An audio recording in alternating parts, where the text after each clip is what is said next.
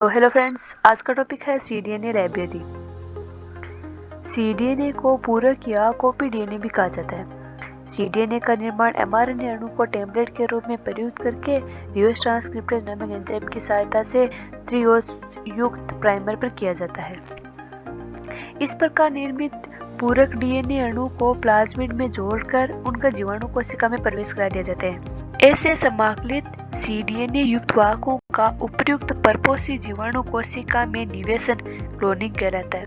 इस प्रकार वांछित बाह्य डीएनए वस्तुतः रूपांतरित जीवाणु या जीवाणु पहुंचियों की उस समष्टि को सीडीएनए लाइब्रेरी कहा जाता है, जिनमें किसी सजीव कोशिका से प्राप्त सभी एमआरएनए निवेशी खंड प्लाज्मिडों या विभोजी वाहकों में पाए जाते हैं। सीडीएनए का विस्तृत प्रारूप पूरक डीएनए होता है। अब बात करते हैं सीडीएनए के निर्माण की। सीडीएनए का निर्माण 4 चरणों में संपन्न होता है। हम बात करते हैं पहले की सीडीएनए लाइब्रेरी का निर्माण। इसमें फर्स्ट है एमआरएनए विलगन। सर्वप्रथम क्रियाशील प्रोटीन बनाने वाले उत्तक कोशिकाओं के डीएनए से एमआरएनए को विलगित किया जाता है। उदाहरण के लिए पौधे की जड़, पर्ण कोशिकाएं व स्तनधारियों के अंडे व रेटिकुलम से। दूसरा है सीडीएनए का संश्लेषण। विलगित एमआरएनए से रिवर्स ट्रांसक्रिप्टेज एंजाइम की सहायता से सीडीएनए का निर्माण करा लिया जाता है। तीसरा है सीडीएनए का वाहक में समाकलन। इस प्रकार सीडीएनए अणु को प्लाज्मिड या भोजी डीएनए में क्लोन कर दिया जाता है तथा इस पुनर्योगज या रूपांतरित प्लाज्मिड को जीवाणु कोशिका में प्रवेश करा दिया जाता है। चौथा है सीडीएनए का प्रोब द्वारा संकरण एवं पहचान। उनके बाद सीडीएनए का प्रोब द्वारा संकरण कर पहचान और विशिष्टीकरण कर दिया जाता है। सीडीएनए लाइब्रेरी में उपस्थित कुल क्लोनों की संख्या भिन्न भिन्न जीवों में अलग अलग होती है, यदि जीनोम जटिल हो। अब बात करते हैं हम न्यूनतम संख्या में आवश्यक क्लोन को कैसे ज्ञात करें। न्यूनतम संख्या में आवश्यक clone capital N is equals to genome का साइज अपॉन वाहक डीएनए कणों का औसत साइज। उदाहरण लेते हैं इनके लिए, मानव जीनोम में लैम्डा फेज वाहकों का प्रयोग में लाते हैं तो मानव जीनोम का साइज होगा 2.8 इंटू 10 की पावर 6 किलो बेस पेयर और फाज साइज होगा इसका 20 किलो बेस पेयर निवेशन क्षमता होगी। अतः न्यूनतम संख्या में आवश्यक clone N is equals to 2.8 into 10 की पावर 6 किलो बेस अपॉन में होगा 20 kbps, तो इसका आंसर आ जाएगा 1.4 इंटू 10 की पावर 5 क्लोन। तो लाइब्रेरी में क्लोनों की संख्या अधिक होगी, परंतु यदि किसी जीव के निवेशी डीएनए का साइज छोटा होगा तो उनकी सीडीएनए लाइब्रेरी का आकार भी तो उतना अधिक होगा। अब बात करते हैं, हम अलग अलग एग्जांपल्स लेते हैं। जैसे हमने एक जीव लिया ई कोलाई।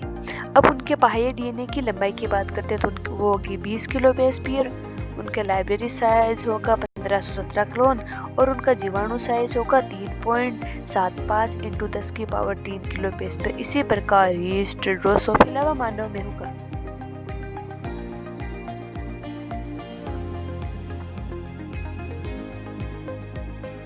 अब बात करते हैं हम सीडीएनए का निर्माण की। जिस प्रक्रिया में सर्वप्रथम एमआरएनए के अणु का टेम्पलेट या सांचे के रूप में प्रयुक्त करके इसकी डीएनए प्रति या पूरक डीएनए प्राप्त किया जाता है, इस प्रक्रिया को प्रतिलोमी अनुलेखन कहते हैं तथा ये एक विशेष प्रकार के एंजाइम रिवर्स ट्रांसक्रिप्टेज द्वारा अभिप्रेत होती है। क्योंकि इस प्रक्रिया एवं एंजाइम दोनों की खोज टेमिन व बोल्टिमार द्वारा की गई थी, इसलिए इस प्रतिलोमी अनुलेखन को टेमिनिज्म भी कहा जाता है। इनमें कार्यशील reverse transcriptase enzyme DNA polymerase के समान ही कार्य करता है एवं उनके लिए भी स्वतंत्र 3 समूह वाला प्राइमर ही अत्यावश्यक होता है। यूकैरियोटिक एमआरएनए में क्योंकि 3 पॉली ए मौजूद होती है, इसलिए सीडीएनए संश्लेषण करते समय पॉली टी ओलिगोन्यूक्लियोटाइड का उपयोग प्राइमर के रूप में किया जाता है। इनके विपरीत प्रोकैरियोटिक एमआरएनए एवं आरआरएनए वायरसों के जीनोम के द्वारा सीडीएनए का संश्लेषण करने के लिए एक विशेष प्रकार की तकनीकों का उपयोग किया जाता है, जैसे पॉली आर पॉलीमरेज एंजाइम द्वारा इनके थर्ड एंड छोर पर पॉली ए द्वारा पुंज का निर्माण कर लिया जाता है। इससे यह यूकेरियोटिक एमआरएनए के समान हो जाता है। दूसरा है, साथ ही यदि वांछित एमआरएनए के थर्ड एंड छोर का सार क्रम ज्ञात हो तो इनके पूरक न्यूक्लियोटाइड का उपयोग प्राइमरी के रूप में किया जाता है। अगले चरण में उपर्युक्त ओलिगोन्यूक्लियोटाइड प्राइमर का एनीलिंग या पूरक युग्मन एमआरएनए से करवाया जाता है। इसके परिणाम स्वरूप एमआरएनए के थर्ड एंड छोर पर सारक युग्म बन जाता है। इनके बाद रिवर्स ट्रांसक्रिप्टेज एंजाइम अब इस प्राइमर के थर्ड एंड छोर का उपयोग करके एमआरएनए के पूरक डीएनए रज्जु का संश्लेषण करता है। इनके परिणाम स्वरूप आरएनए डीएनए के संकर अणु रज्जुकों का निर्माण होता है। इन संकर अणुओं में उपरोक्त आरएनए सूत्र का पाचन आरएनएज एंजाइम या क्षारीय जल अपघटन प्रक्रिया द्वारा किया जाता है। इनके फलस्वरूप सीडीएनए का एक सूत्र शेष रह जाता है। इसके पूरक डीएनए सूत्र का संश्लेषण हो जाता है। एंजाइम रिवर्स ट्रांसक्रिप्टेज अथवा ई कोलाई के डीएनए पॉलीमरेज एंजाइम द्वारा किया जाता है। इस कार्य के लिए किसी प्रकार के प्राइमर की आवश्यकता नहीं होती है, विशेषकर रिवर्स ट्रांसक्रिप्टेज के लिए, क्योंकि इनमें सीडीएनए के एकल रज्जु के थर्ड एंड छोर पर उपस्थित OH समूह की पूरक डीएनए रज्जु के संश्लेषण में प्राइमर का कार्य करता है।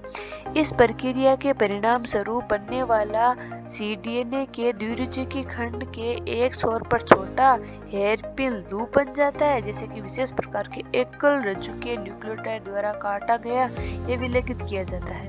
अब बात करते हैं सीडीएनए के निर्माण में आने वाली बाधाएं।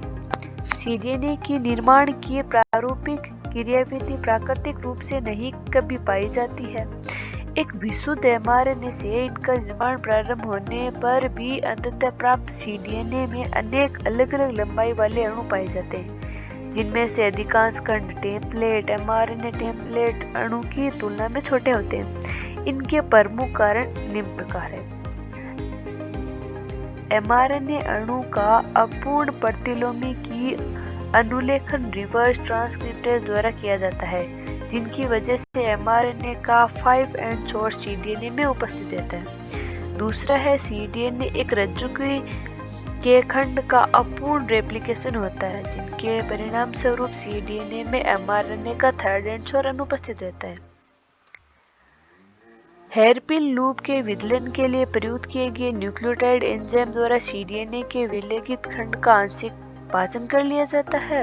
उपर्युक्त समस्या और उनके कारणों के निवारण के लिए विशेष प्रकार की आवश्यकताओं को विकसित किया गया है, जैसे एमआरएनए द्वारा अपूर्ण प्रतिलोमी अनुलेखन को रोकने के लिए एमआरएनए अणु को विशेष रूप से डिजाइन किया गया है। ई कोलाई वाह के साथ जोड़ दिया जाता है तथा वाह के द्वारा सीडीएनए निर्माण की संपूर्ण प्रक्रिया संपादित की जाती है। इस प्रकार वास्तविक अवस्था में सीडीएनए में अनेक अलग अलग प्रकार के अणुओं का मिश्रण होता है, इसलिए क्लोनिंग के लिए मिश्रित सीडीएनए का ही उपयोग किया जाता है। अब बात करते हैं सीडीएनए की उपयोगिता। किसी प्रोकैरियोटिक कोशिका जैसे जीवाणु में यूकेरियोटिक जीवों की अभिव्यक्ति के लिए इनकी सीडीएनए प्रतियों का उपयोग आवश्यक हो जाता है, क्योंकि प्रोकैरियोटिक कोशिकाओं में एमआरएनए में से इंट्रॉन निष्कासन की व्यवस्था नहीं होती है, जबकि यूकेरियोटिक जीवों में इंट्रॉन एमआरएनए के परिपक्व होने के समय ही निष्कासन कर दिया जाता है। इस प्रकार अनेक प्रकार के जीनों जैसे इंटरफेरोन एवं रुधिर थक्काकरण कारक 8-6 व अन्य कई प्रकार के एमआरएनए की सीडीएनए प्रतियों की क्लोनिंग व अभिव्यक्ति बैक्टीरिया में की गई है। Thank you all of you.